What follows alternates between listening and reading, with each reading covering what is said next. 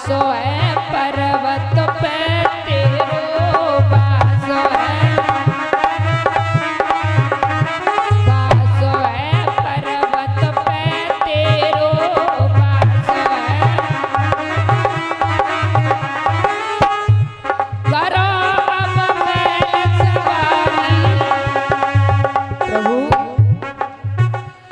करो अब बैल सवारी प्यारी गौरा के दोहरता।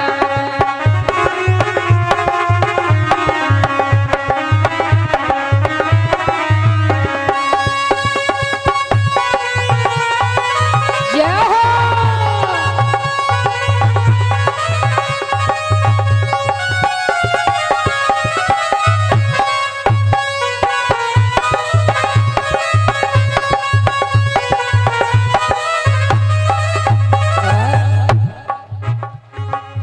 सभी लोग भगवान से प्रार्थना करेंगे प्रभु, अरे संसार में क्या है महाराज, कुछ नहीं है। कितना भी पैसा इकट्ठा कर लो कुछ पास में नहीं जाने वाला है। बस भगवान का भजन कर लो, वही तुम्हारे साथ में जाएगा। तो सभी लोग ताली बजा करके बोलो,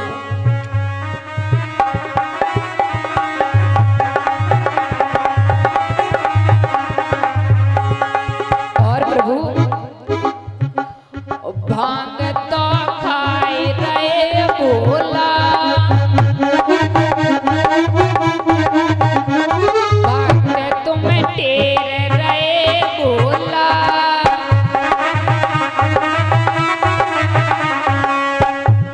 आई के तरस कराई जा, आई के तरस कराई जा प्यारी गौरा के दोहरता।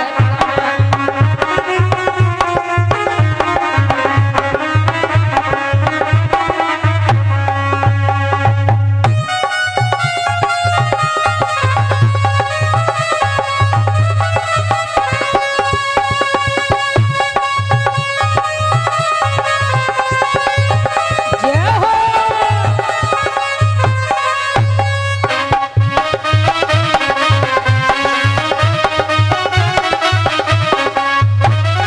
बोलिए वृंदावन बिहारी लाल की।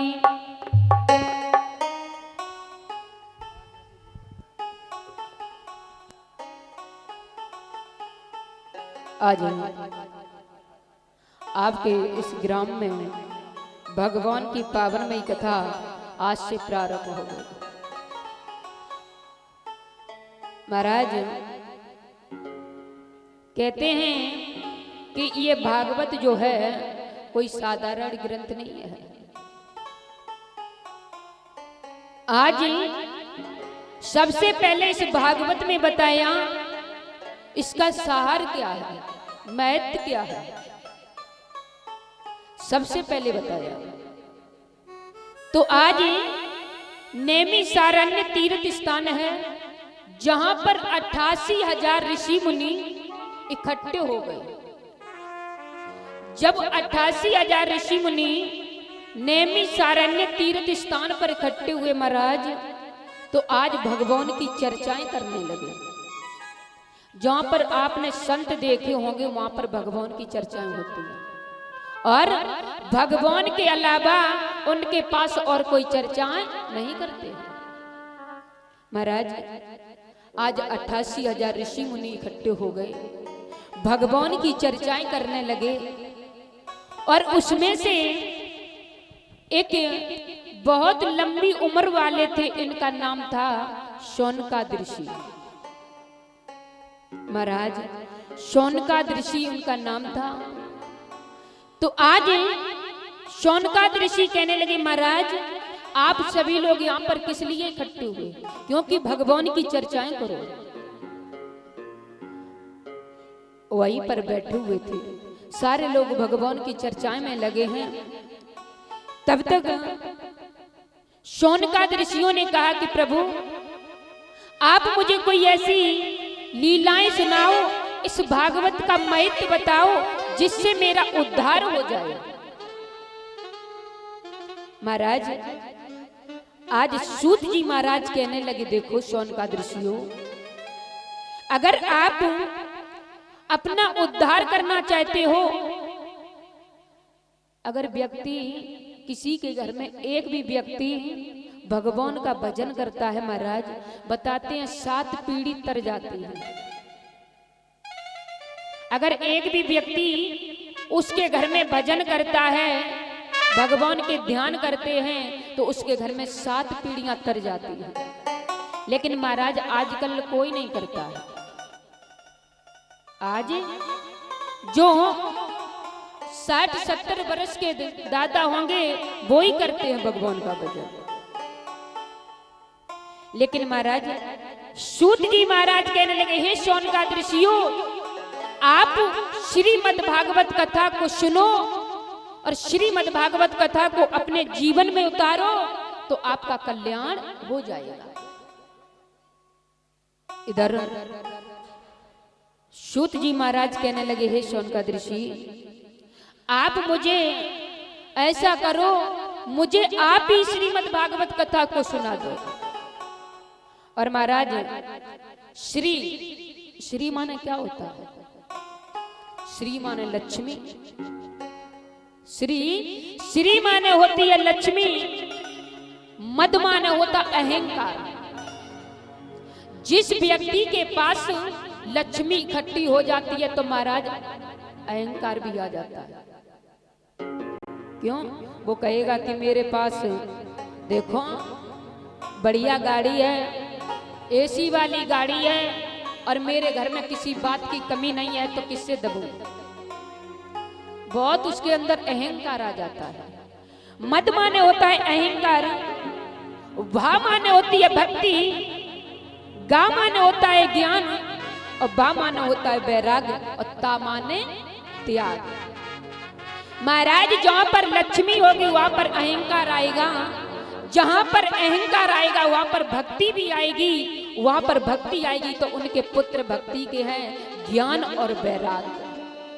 महाराज ज्ञान और वैराग्य भी आएगा और त्याग भी हो जाएगा। इधर सूत जी महाराज कहने लगे, हे शौनकाद ऋषियों, सबसे प्रथम कथा आती है भक्ति, ज्ञान और वैराग्य की। सूत जी महाराज ने कहा कि महाराज पहले भक्ति और ज्ञान की आप कथा सुनो, उसके बाद हम आपको अनन्य भक्तों की कथा सुनाएंगे। इधर सबसे प्रथम ज्ञान और वैराग्य की कथा सुनाई। इधर एक बार की बात महाराज, देवऋषि नारद जी जो हैं यमुना के किनारे घूमने के लिए निकले। जैसे यमुना के किनारे घूमने के लिए निकले तो आज महाराज एक सुंदर सी स्त्री बैठी हुई है, और वो स्त्री के पास में 2 पुरुष हैं। वो पुरुष एक इधर लेटा है, एक इधर लेटा है, उनकी वृद्ध अवस्था है, और वो भक्ति मैया आज उन पुत्रों के पास में बैठ करके रो रही है। महाराज जैसे ही देवऋषि नारद जी ने देखा, अरे ये इतनी सुंदर स्त्री, उसके पास में 2 बूढ़े पुरुष लेटे हुए हैं, ये हैं कौन? देवऋषि नारद जी पहुंच गए, कहने लगे, मैया क्या बात है, तुम रो क्यों रही हो? और तुम्हारे पास में ये वृद्ध अवस्था में लेटे हुए 2 पुरुष कौन हैं? जब ये पूछा तो आज भक्ति मैया हाथ जोड़ करके कहने लगी, प्रभु आपको नहीं पता है, ये दोनों मेरे पुत्र हैं ज्ञान और वैराग्य। देवऋषि नारद जी कहने लगे, ये ज्ञान और वैराग्य क्या मतलब? कहने लगे, देखो ये ज्ञान और वैराग्य हैं महाराज, और हम उनकी मैया हूं भक्ति। देवऋषि नारद जी कहने लगे, ये क्या बात है? अरे माता पर अभी जवानी है और बेटा ये बुढ़ापे में कैसे है? महाराज इतनी बात कही तो मैया रो करके कहने लगी, देखो मेरे पुत्रों पर इतना बुढ़ापा है, मेरे ऊपर जवानी है, अरे लोग मुझे जीने नहीं देंगे, आप ऐसा करो, आप ही कुछ उपाय बताओ जिससे मेरे पुत्रों का उद्धार हो जाए, मेरे पुत्र स्वयं आज हमसे नए बन जाएं। मैया ने इतनी बात कही महाराज, देव ऋषि नारद जी ने गीता का प्रयोग किया, मंत्रों का प्रयोग किया, लेकिन उनके ऊपर कोई असर नहीं पड़ा। महाराज जब कोई असर नहीं पड़ा तो आज देव ऋषि नारद जी कहने लगे, देवी आप घबराना नहीं, क्योंकि हम आपके पुत्रों के लिए कोई ना कोई ऐसा उपाय ढूंढ करके लाएंगे तो आपके पुत्रों को हम जरूर ठीक करेंगे। इतनी बात कही महाराज। इधर देव ऋषि नारद जी निकल पड़े, जाकर के सामने एक आश्रम देखा, वहां पर 4 ऋषि रहते हैं, शनक सनंदन सनातन। महाराज ये 4 ऋषि बैठे हुए हैं। आज 4 ऋषियों ने देखा कि देव ऋषि नारद जी आ रहे हैं। देव ऋषि नारद जी को देख करके वो 4 ऋषि कहने लगे, महाराज क्या बात है? कहने लगे, आज मैं जब यमुना के किनारे से निकल रहे थे तो रास्ते में मुझे एक सुंदर सी स्त्री मिली और उसके पास में 2 पुत्र थे, उनकी बहुत वृद्धावस्था हो गई। महाराज आप कोई उपाय बताइए जिससे उनका उद्धार हो जाए। शनक सनंदन कहने लगे, महाराज आप उनका उद्धार करवाना चाहते हो, सुनो, आपको नहीं पता ये कलयुग है, इसमें उद्धार होने वाला नहीं है। और तुम्हें यह भी नहीं पता है कि आज के संसार में व्यक्ति सगे भाई का नहीं होता है।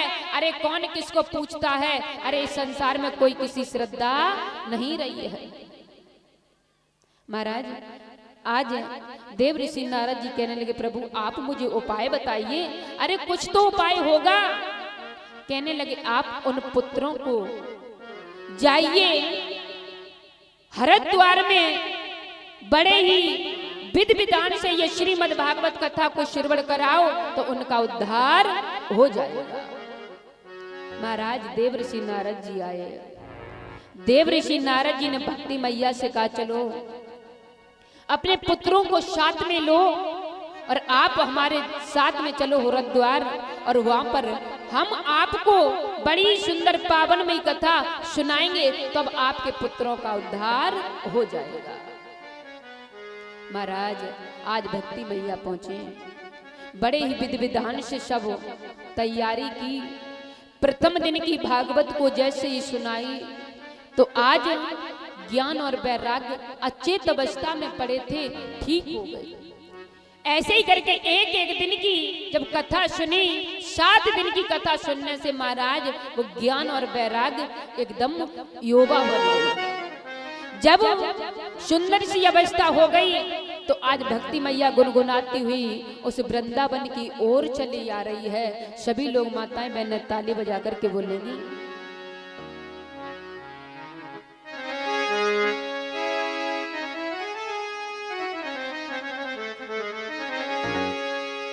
बोलिए सांचे दरबार की। आज भक्ति मैया हरिद्वार से भागती हुई चली आ रही है, भगवान के गुणगान करती चली आ रही है। कहती है, प्रभु कि मेरा कोई न सहारा बिन तेरे कन्हैया, और घनश्याम में सवरिया मेरे।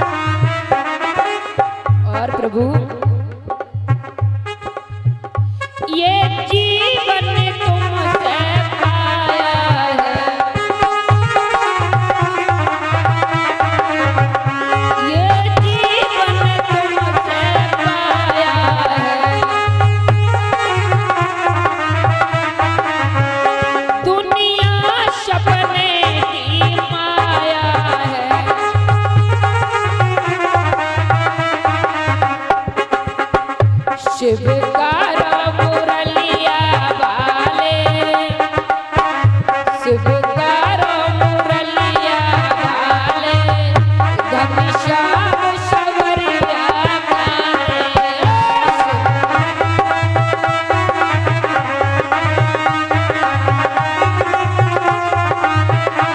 जय हो।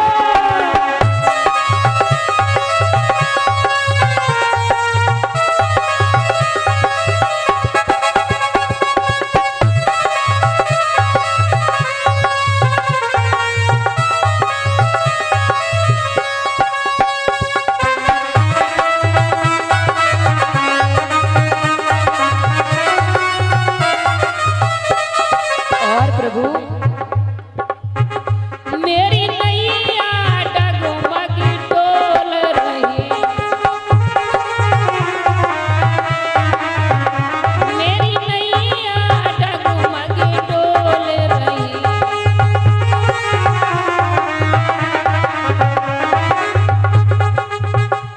और प्रभु भगवान से यही कहना है, प्रभु इस संसार में मुझे नहीं फंसना है, बस भगवान अपने ही शरण में ले लो, क्योंकि हम इस नरक में नहीं जाना चाहते हैं।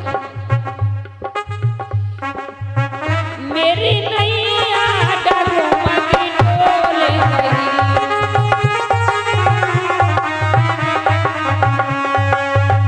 मैं तो आई बड़ा दर तेरे, मैं तो आई बड़ा दर तेरे, घनश्याम सवरिया मेरे मेरा।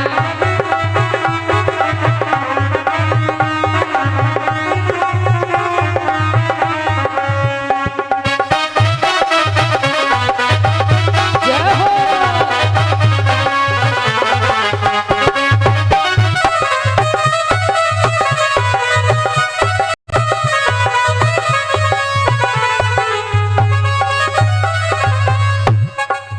बोली वृंदावन बिहारी लाल की।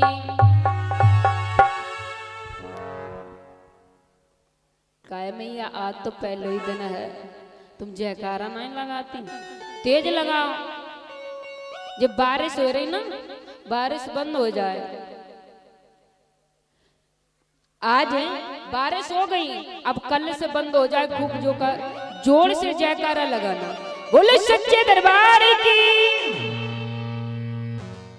इधर भक्ति मैया के पुत्र ज्ञान और वैराग्य आज जब युवावस्था में आ गए, भक्ति मैया वहां से गुनगुनाती हुई हरिद्वार में से आज वृंदावन में आई। और महाराज जो वृंदावन गए होंगे उनको पता होगी आज भी उतनी ही भक्ति है जितनी पहले थी। जितनी वृंदावन में पहले भक्ति थी आज भी वही भक्ति है। इधर धीरे धीरे समय बीत रहा है महाराज। इधर बड़ी पावनमयी कथा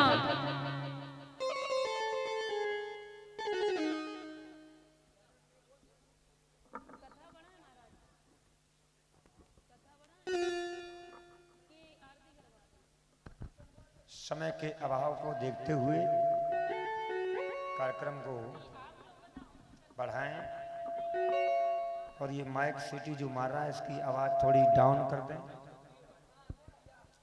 हेलो हेले, इसकी आवाज इतनी डाउन रखें केवल पंडाल में ही सुनाई दे।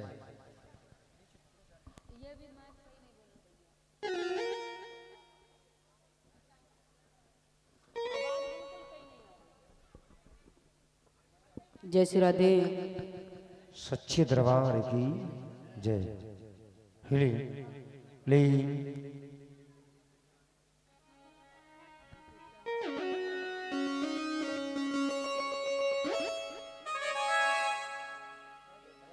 परिचित महाराज तब तक एक भजन बोलेंगे, फिर आरती और प्रसाद, क्योंकि समय लग ही जाता है पहले दिन। फिर उसके बाद कल से आप लोगों को कहने की जरूरत नहीं पड़ेगी। हम अपने मन से ही आप बता दो टाइम, उतने बजे यहाँ पर आ जाएंगे।